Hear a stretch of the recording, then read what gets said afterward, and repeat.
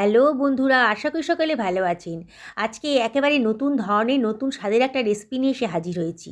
আপনারা দেখলে অবাক হয়ে যাবেন যে এত অল্প খরচে এত সুন্দর একটা রেসিপি বানানো যায়, যেটা ডিনারের জন্যই বলুন কিংবা লাঞ্চেই বলুন, দারুণ জমে যাবে। এতটাই টেস্টি আর সামান্য খরচই হয়েছে। যেই খেয়েছে না রেসিপিটা, তারাই কিন্তু বলছে এটা মনে হচ্ছে কোনো হোটেল রেস্টুরেন্ট থেকে আনা দামি রেসিপি, কিন্তু এটা আমি অল্প খরচেই বানিয়ে ফেলেছি। আমি এক আঁটি মতো মেথির শাক নিয়ে নিয়েছি। মেথির শাকের মোটা মোটা ডাঁটিগুলো ফেলে দিয়েছি, কচি ডাঁটিগুলো রেখে দিয়েছি।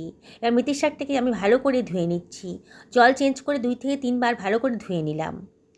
এবার এটাকে সরিয়ে রাখছি। এবার এগুলোকে আমি কেটে নেব। যত সম্ভব কুচি কুচি করে এগুলোকে আমি কেটে নিচ্ছি।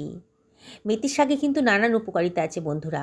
এতে ব্লাড প্রেশার কন্ট্রোল হয়, সুগার, কোলেস্ট্রল তাও কন্ট্রোল হয়, আর হজম শক্তিও বাড়ায়। তাই শীতকালে আমাদের প্রত্যেকেরই উচিত মেথির শাক খাওয়া, সে যেভাবেই খান না কেন। মেথির শাকটা খুব ভালো করে কোচানো হয়ে গেছে, সরিয়ে রাখলাম। আমি আজকে আলু দেবো। 2খানা মাঝি সাইজের আলু নিয়ে নিয়েছি। আগে থেকে ভালো করে ধুয়ে পরিষ্কার করে নিয়েছি। এবার আলুগুলোকেও আমি কুচি কুচি করে কেটে নিচ্ছি। খুব পাতলা পাতলা ছোটো ছোটো করে কেটে নেব, তাহলে সেদ্ধ করতে সুবিধা হবে, রান্নাটাও খুব তাড়াতাড়ি হয়ে যাবে। আলুটা কাটা হয়ে গেছে। আলুর ভিতরে অনেক স্টার্চ থাকে, তাই আমি আলুটাকে একটু ভাপিয়ে নিচ্ছি, তাহলে স্টার্চের পরিমাণটা কিছুটা হলেও কমে যাবে। আমি একটা ছোটো সাইজের পেঁয়াজ নিয়ে নিয়েছি। পেঁয়াজটাকেও আমি কুচি কুচি করে কেটে নিচ্ছি। আর নিয়ে নিয়েছি কতগুলো রসুনের কোয়া। রসুনের কোয়াগুলোকেও আমি কুচি কুচি করে কেটে নেব। একটা টমেটো নিয়ে নিয়েছি, টমেটোটাকেও আমি কেটে নিচ্ছি। আমি কিন্তু সমস্ত সবজিগুলো আগে থেকে ভালো করে ধুয়ে পরিষ্কার করে নিয়েছিলাম। বন্ধুরা, রেসিপিটা খাওয়ার পর ভাববেন যে এত টেস্টি। সত্যি বলছি, অসাধারণ টেস্ট। আমি একটা কড়াই গরম করতে দিয়ে দিয়েছি, আর এর ভেতরে আমি দিয়ে দিচ্ছি 2 টেবিল চামচ মতো সর্ষের তেল। তেলটা গরম হয়ে গেছে যখন, তখন হাফ টেবিল চামচ মতো গোটা জিরে দিয়ে দিলাম। জিরেটা একটু ফ্রাই হয়ে গেছে যখন, তার ভেতর দিয়ে দিচ্ছি কেটে রাখা রসুনের কুচিগুলো দিয়ে এবার লো ফ্লেমে রেখে একটুখানি ফ্রাই করে নেব। রসুনের কাঁচা গন্ধটা যেন চলে যায়। দেখুন, ফ্রাই হয়ে গেছে। এবার কেটে রাখা পেঁয়াজটাও দিয়ে দিলাম। দিয়ে সব কিছু আবারও খুব ভালো করে নাড়াচাড়া করে নিচ্ছি। গ্যাসের ফ্লেমটা এই সময় মিডিয়াম টু হাইতে রেখেছি। পেঁয়াজটাকেও একটু ভাজা ভাজা মতো করে নেব। পেঁয়াজের কালারটা চেঞ্জ হয়ে গেছে। এবার দিয়ে দিচ্ছি ভাপিয়ে রাখা আলুটা। আগেই বলেছি বন্ধুরা, আমি আলুটা একটু ভাপিয়ে রেখেছি। আর এর ভেতর দিয়ে দিলাম হাফ টি চামচ মতো লবণ। লবণটা অবশ্যই আপনারা নিজেদের পছন্দ মতো দেবেন। কে কীরকম পরিমাণ সবজি নিয়েছেন সেই অনুযায়ী লবণটা দেবেন। 1/4 টেবিল চামচ মতো হলুদের গুঁড়ো দিয়ে দিলাম, খুব সামান্য, 1 চিমটা বলতে পারেন।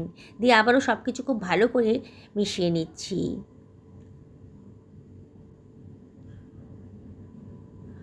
এবার এটাকে ঢাকা দিয়ে আমি মিনিট 2-3 রান্না করে দেবো, মিডিয়াম টু লো ফ্লেমে।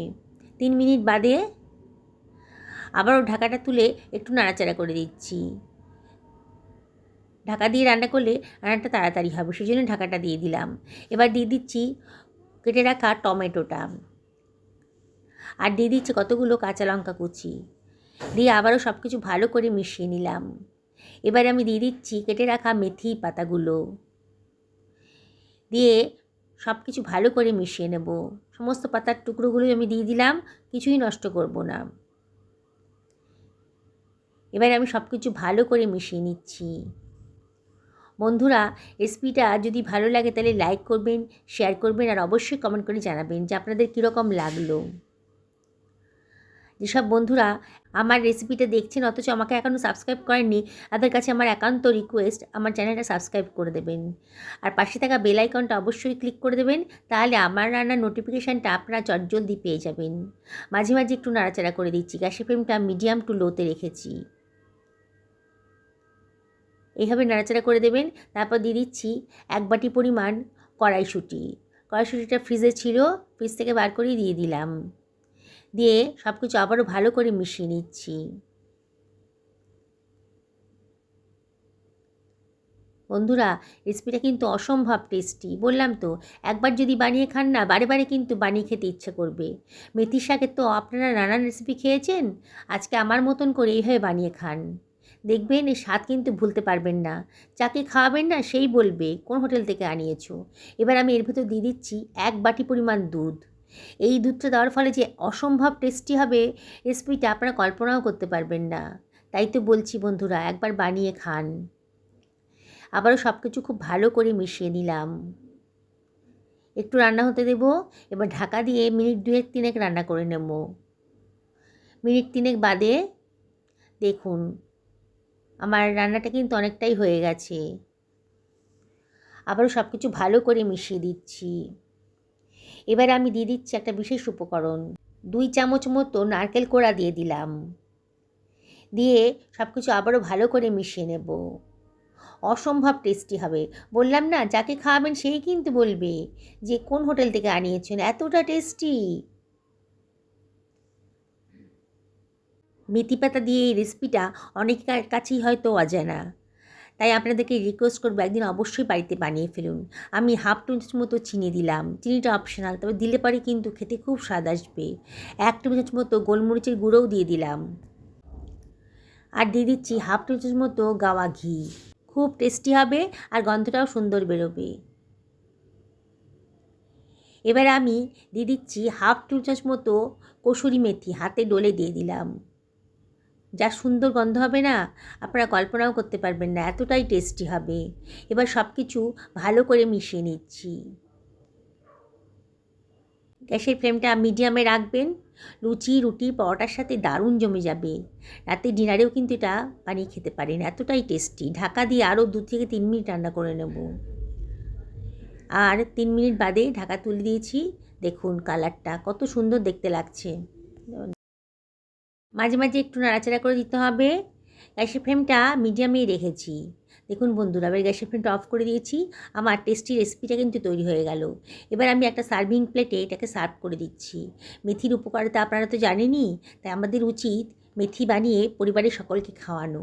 তাই আপনাদেরকে রিকোয়েস্ট করছি একদিন বাড়িতে বানিয়ে ফেলুন, সবাইকে খাওয়ান, নিজেও খান। দেখুন কতটা দেখতে সুন্দর লাগছে। বড় ছোট সবার কিন্তু ভীষণ পছন্দের রেসিপি হবে এটা। দেখুন কালারটা শুধু দেখুন। এরকম কালারফুল রেসিপি খেতে কিন্তু বাচ্চারা খুব পছন্দ করবে। তাই আর দেরি না করে, বাজারে এখন প্রচুর মেথির শাক পাওয়া যাচ্ছে, নিয়ে আসুন আর সকলকে বানিয়ে খাওয়ান। দেখবেন সবাই আপনার দারুণ প্রশংসা করবে। সবাই ভাববে কি এটা কোনো হোটেল থেকে আনানো হয়েছে, এতটাই টেস্টি হয়েছে। দেখুন সুন্দর করে আলুটা সেদ্ধ হয়ে গেছে, গলে যায়নি কিন্তু। এরকমই রাখতে হবে। সকালে ভালো থাকুন এই কামনা করে আজকে ভিডিওটা এখানে শেষ করলাম। নমস্কার নেবেন।